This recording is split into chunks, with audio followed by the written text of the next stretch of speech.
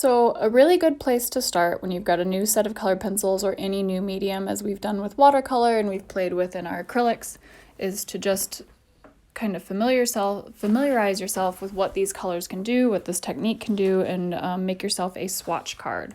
So you can do it the basic way. I've shown you, there's one posted in the links to a YouTube video of someone who just swatches every color, colors it, writes the name next to it. It helps you make sure you're pulling the right one out when you need to put it next to something.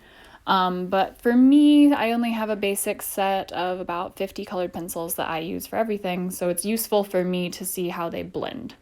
So I'm just doing this with about 6 of them here. I would do this with all of them if you can, or maybe in sets of 10 to 15 if it gets too big for a page, but you can make very little squares.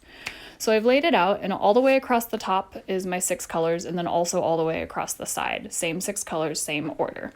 So you start from the top, drawing down and shading them in heavier on one corner and lighter on the other so that you can see how when they layer, they affect them in the saturation.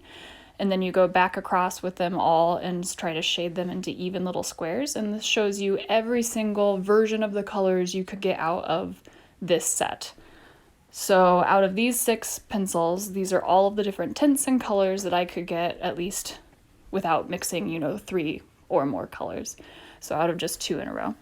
And then the ones in the center here I'm doing with a colorless blender to sort of bop the vibrancy, because that is what those colored pencils look like with no other mixing on them. So I did it on both sets of paper that I own, a black and a white, so that I can see how those are going to play out. It helps with swatching later.